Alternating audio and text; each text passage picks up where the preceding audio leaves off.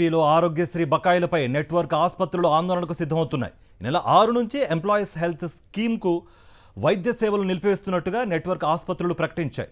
ఇప్పటి వరకు 3,000 కోట్లకు పైగా చంద్రబాబు సర్కార్ బకాయిలు పెట్టిందని డాక్టర్ విజయ్ కుమార్ వెల్లడించారు. బకాయిల భారాన్ని మోస్తూ ఆసుపత్రులను నడపలేకపోతున్నామని తెలిపారు. వీలైనంత త్వరగా పెండింగ్ బకాయిల్లో కనీసం 50% చెల్లించాలని డిమాండ్ చేశారు. ఈహెచ్ఎస్ సేవలు 6వ తారీఖు నుంచి ఇన్పేషెంట్ సర్వీసెస్ పూర్తిగా ఆపుతున్నాం. ఆరోగ్యశ్రీలో ఎన్టీఆర్ వైద్య సేవలో ఫ్రీ అవుట్ పేషెంట్ డిపార్ట్మెంట్ ఒకటి రన్ చేస్తూ ఉంటాం అందరికీ కూడా. అంతే తప్పించి ఫ్రీ అవుట్ పేషెంట్ డిపార్ట్మెంట్ మాత్రమే మానేస్తున్నాం. అంటే ఈ నడువు నొప్పని, జ్వరమని, తలపోటని వచ్చిన వాళ్ళని కూడా ఆరోగ్యశ్రీ ఎన్టీఆర్ వైద్య సేవలో చూసి మందులు రాసి పంపిస్తూ ఉంటాం, బేసిక్ టెస్టులు చేస్తూ ఉంటాం. ఇది ఒక ఎక్స్ట్రా బర్డెన్. దీనికి ఏం రీఎంబర్స్మెంట్ ఉండదు.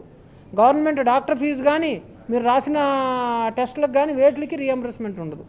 దీన్ని మాత్రమే 6వ తేదీ నుంచి ఆపుతున్నాం. నెట్వర్క్ హాస్పిటల్స్ ఆందోళనలపై మరింత సమాచారం మా ప్రతినిధి సురేంద్ర అందిస్తారు. సురేంద్ర, మీ దగ్గర ఉన్న అప్డేట్స్ ఏంటి?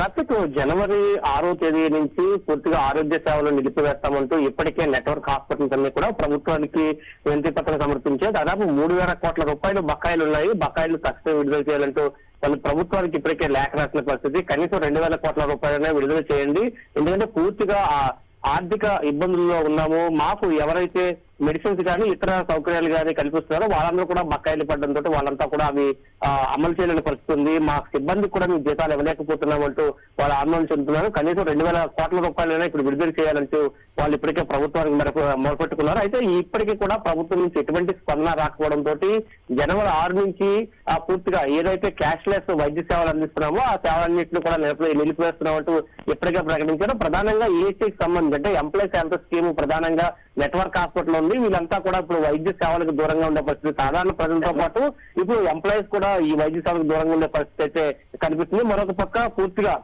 ఏదైతే ఎంప్లాయీస్ హెల్త్ స్కీమ్ ఉందో వైద్య ఆరోగ్య శాఖ సంబంధించి ఇదంతా కూడా ప్రైవేట్ పరం కాబోతుంది. కాబట్టి ప్రైవేట్ ఇస్తే కదా మాకు ఇబ్బంది లేదు, కానీ మా బకాయిలు మీరు ఎప్పుడైతే ప్రైవేట్ కి ఇస్తారనుకుంటున్నారో అవన్నీ ఇచ్చే ముందు మా బకాయిలన్నీ కూడా క్లియర్ చేయాలి, లేకపోతే ఇటు పరిస్థితుల్లో మేము ఎటువంటి సేవలను అందించమంటూ ఇప్పటికే ప్రభుత్వానికి నెట్వర్క్ హాస్పిటల్ సంబంధించిన ఎవరైతే ఉన్నారో వీళ్ళంతా కూడా చెప్పిన పరిస్థితి కూడా కనిపిస్తుంది. ప్రభుత్వం స్పందించకపోతే కనుక 6వ తారీఖు నుంచి పూర్తిగా నిలిపేస్తామంటూ ఇప్పటికే ప్రకటించింది. అయితే ప్రభుత్వం నుంచి మాత్రం ఎటువంటి స్పందన ఇప్పటికొచ్చి రాలేదు. మేము ఆర్థిక ఇబ్బందులు పడుతున్నాము, కొంత సమయం కొత్త గవర్నమెంట్ ఏర్పడిన తర్వాత కొంత సమయం ఇవ్వాలి కాబట్టి 6 నెలల సమయాన్ని ఇచ్చాము, అయినా కానీ ప్రభుత్వం నుంచి ఒక్క రూపాయి కూడా మాకు రాలేదు, మేము మాత్రం చాలా ఇబ్బందులు పడుతున్నామంటూ వాళ్ళంతా చెప్పిన పరిస్థితి. దాంతో పాటు అంటే ఇప్పటికే ప్రభుత్వం ఇవ్వకపోయినా మేము అనేక కష్టాలు పడుతున్నాం, ఆ కష్టాలను కూడా ప్రభుత్వం గుర్తించట్లేదు, పూర్తిగా ఆరోగ్యశ్రీని పక్కదారి పట్టించే మార్గం అనేది చేస్తుంది అనేది వాళ్ళంతా చెబుతున్న పరిస్థితి. దీని మీద 6వ తారీఖు నుంచి ఇప్పటికీ ఇవాళ 4వ తారీఖు వచ్చింది. అంటే రేపు ఒక్కరోజు ఎల్లుండి నుంచి పూర్తిగా ఆరోగ్య సేవలు అయితే ఆంధ్రప్రదేశ్ లో నిలిచిపోయే పరిస్థితి ఉందని చెప్పాలి. కార్తిక్. రైట్ సురేందర్.